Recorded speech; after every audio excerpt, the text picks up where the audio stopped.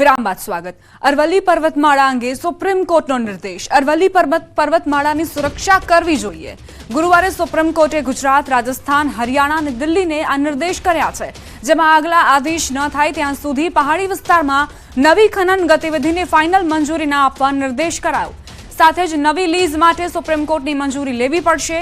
સાથે સ્પષ્ટતા કરી કે પહેલેથી પરમિટ, લાયસન્સ સાથે ખનન ગતિવિધિ પર રોક નહીં લાગે। અરવલ્લી પર્વતમાળા જે 4 રાજ્યોમાંથી પસાર થાય છે તે પારિત કરાયો છે। સાથે જ અરવલ્લી પર્વતમાળામાં ખનન અંગે જ આ આદેશ રહેશે।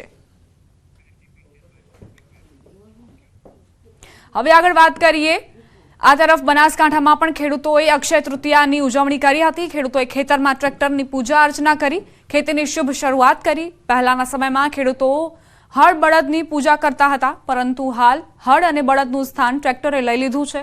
ત્યારે ખેડૂતોએ ખેતીના ઓજારોની પૂજા કરી આવનારું વર્ષ સારું થાય તે માટે પ્રાર્થના કરી। અને અમારી ખેતી હારી નીમડે દરેક ખેડૂતની, વેપારી, મજૂરિયા વર્ગ, કારીગર, 18 આલમનો આ વર્ષ સારું થાય એવું મારા કુદરતને, ભગવાનને પ્રાર્થના કરીને આજનો અખાત્રીનો દાડો ખૂબ સારો, વાવેતર કરો તો મોચી પાકે, ટ્રેક્ટરથી પૂછ્યો, બધાને સોદલા કર્યા, ગોળ ખાધો અને તમને બધાને શુભેચ્છા, આખા પરિવારને, બધાને શેણ ભાઈને બધાને। કાર્બાઇડ કેમિકલથી કેરી પકવનારની ખેર નથી। એમસીની આરોગ્ય વિભાગની ટીમે ચેકિંગ કર્યું। નરોડા ફ્રૂટ માર્કેટમાં તપાસ કરાઈ। આરોગ્યની અલગ અલગ ટીમ દ્વારા તપાસ કરવામાં આવી છે। જે પણ વિક્રેતાઓ કાર્બાઇડથી કેમિકલની કેરી પકવતા હોય છે તેમની સામે આરોગ્ય વિભાગે લાલ આંખ કરી છે। ઉનાળાની સિઝનમાં લોકો સૌથી વધુ કેરી આરોગતા હોય છે અને ઘણીવાર કેટલાક વેપારીઓ જે છે તે નફો રળવા માટે કાર્બાઇડથી કેરી જે છે તે પકાવતા હોય છે અને તેને લઈને અમદાવાદ મ્યુનિસિપલ કોર્પોરેશન જે છે તે સતર્ક થયું છે। અમદાવાદ મ્યુનિસિપલ કોર્પોરેશનની આરોગ્ય વિભાગની ટીમ જે છે તે હાલ આપ જે જોઈ શકો છો કે નરોડા ફ્રૂટ માર્કેટમાં અલગ અલગ વેપારીઓને ત્યાં આ પ્રકારે ચેકિંગ કરવામાં આવી રહ્યું છે। આપ જે જોઈ શકો છો કે અલગ અલગ જે જિલ્લાઓમાંથી અને ખાસ કરીને સૌરાષ્ટ્ર તરફથી જે આવતી કેરીઓ જે છે તે કેરીઓની પેટીમાં કાર્બાઇડની પડીકી મૂકવામાં આવી છે કે કેમ તેને લઈને તપાસ કરવામાં આવી રહી છે। વેપારીઓ ઘણીવાર કાર્બાઇડની પડીકી મૂકી અને કાચી કેરીને રસદાર અને પાકી કેરી બનાવવા માટે કાર્બાઇડ કેમિકલનો જે ઉપયોગ કરવામાં આવતો હોય છે અને તેને લઈને હાલ અમદાવાદ મ્યુનિસિપલ કોર્પોરેશનની ટીમ જે છે તે તપાસ કરી રહી છે। અલગ અલગ વેપારીઓને ત્યાં જે છે જે કેરીની પેટીઓ જે છે ત્યાં ચેકિંગ કરવામાં આવી રહ્યું છે અને જો કાર્બાઇડની જે પડીકી કે કેમિકલ મળી આવે તો તે કેરી જપ્ત કરવામાં આવે છે, સાથે સાથે દંડની કાર્યવાહી પણ કરવામાં આવે છે અને હાલ તમામ વેપારીઓને ત્યાં આ પ્રકારે ચેકિંગ કરવામાં આવી રહ્યું છે। કેમેરામેન હિરેન શાહ સાથે સંજય ટાંક, ન્યૂઝ 18 ગુજરાતી, અમદાવાદ। આ સાથે જ બુલેટિનમાં અત્યારે બસ આટલું જ। વધુ અપડેટ્સ માટે આપ જોતા રહો ન્યૂઝ 18 ગુજરાતી।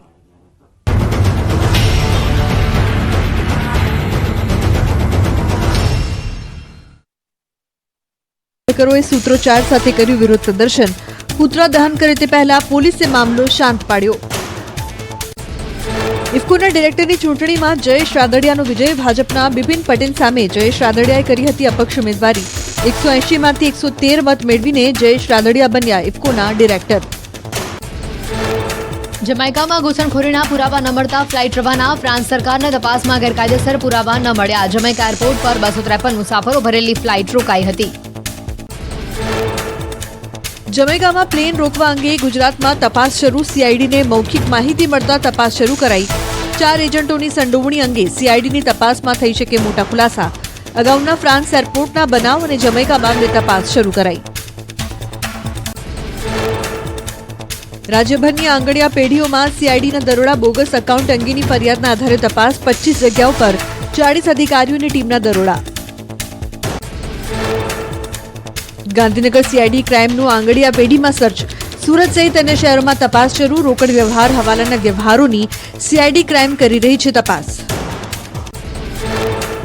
આવતીકાલે વહેલી સવારે 6 વાગે ખુલશે કેદારનાથ ધામના કપાટ। બાબા કેદારનાથની પંચમુખી ડોલી પહોંચી કેદારનાથ ધામ। ભક્તોમાં જોવા મળ્યો જોરદાર ઉત્સાહ। કેદારનાથ પદયાત્રાના માર્ગ પર ઘોડા અને ખચ્ચરની અવરજવર શરૂ। કેદારનાથ ધામના કપાટ ખોલતા પહેલા વેપારીઓ લાગ્યા તૈયારીમાં। 6 મહિના બાદ કેદારનાથ ધામના પગપાળા માર્ગ પર ચહલ પહલ દેખાઈ। આવતીકાલે કેદારનાથ ધામના ખુલશે કપાટ. કેદારનાથ ધામ મંદિરને કરાયો શણગાર. કેદારનાથ ધામ મંદિરના કપાટ ખુલવાને લઈને શ્રદ્ધાળુઓમાં ઉત્સાહ. ઉત્તરાખંડના ગંગોત્રી ધામના આવતીકાલે ખુલશે દ્વાર. મંદિરને સુંદર ફૂલોથી કરાયો શણગાર. યાત્રા પહેલા મુસાફરો માટે જરૂરી સુવિધાઓની કરવામાં આવી વ્યવસ્થા. નમસ્કાર, આપણું ગુજરાતમાં આપનું સ્વાગત છે. હું છું આપની સાથે સંધ્યા. જોઈએ સમાચાર વિસ્તારથી. ગરમીથી શેકાતા લોકો માટે રાહતના સમાચાર. હવામાન વિભાગે કહ્યું છે કે 2 દિવસ બાદ ગરમી ઓછી થશે. અગનભટ્ટીમાં શેકાતા લોકો માટે રાહત. 2 દિવસ બાદ ગરમીમાંથી મળશે છુટકારો. આકાશમાંથી વરસી રહેલા અગનગોળાથી રાજ્યની જનતા ત્રાહિમામ છે. કેટલાક વિસ્તારોમાં તો ગરમીનો પારો 42 ડિગ્રીએ પહોંચી ગયો છે. જો કે અગનભટ્ટીમાં શેકાતા લોકો માટે હવામાન વિભાગે ઠંડકના સમાચાર આપ્યા. આગામી દિવસોમાં ગરમીમાં રાહત મળે તેવી શક્યતા છે. 3 દિવસ બાદ રાજ્યમાં પ્રી મોન્સૂન એક્ટિવિટી. આગામી દિવસોમાં વરસાદની પણ આગાહી. ગઈકાલે ડાંગ સહિત રાજ્યના કેટલાક વિસ્તારોમાં વરસાદી ઝાપટા પડતા ઠંડક પ્રસરી હતી, ત્યારે રાજ્યના અન્ય વિસ્તારોમાં પણ વરસાદની શક્યતા છે. હાલ ગુજરાત પાસે 4 સિસ્ટમ સક્રિય થઈ છે. રાજસ્થાન ઉપર 2, મધ્યપ્રદેશ ઉપર 1 અને 1 અરબ સાગર ઉપર सिस्टम सक्रिय થતા ગુજરાતમાં વરસાદની સંભાવના છે. अभी 1-2 दिन तो ड्राई मौसम जाएगा, डे 1 डे 2, लेकिन 3rd डे से 7 दिन तक लाइट रेन विथ थंडरस्टॉर्म का संभावनाएं है. 11 થી 13 મે સુધી રાજ્યના કેટલાક વિસ્તારોનું વાતાવરણ પલટાશે. 11 મે નર્મદા, તાપી, ડાંગ, વલસાડ, દમણ, દાદરાનગર હવેલીમાં પવન સાથે વરસાદ રહેશે. 12મી તારીખે અરવલ્લી, સાબરકાંઠા, દાહોદ, છોટાઉદેપુર, નર્મદા, તાપી, ડાંગ, વલસાડ, દમણમાં વરસાદી માહોલ બનશે. આ ઉપરાંત 13 મે સુરત, નર્મદા, દાહોદ, વલસાડ, નવસારી, દમણ, દાદરાનગર હવેલી, સાબરકાંઠા સહિતના વિસ્તારોમાં વરસાદ વરસી શકે છે.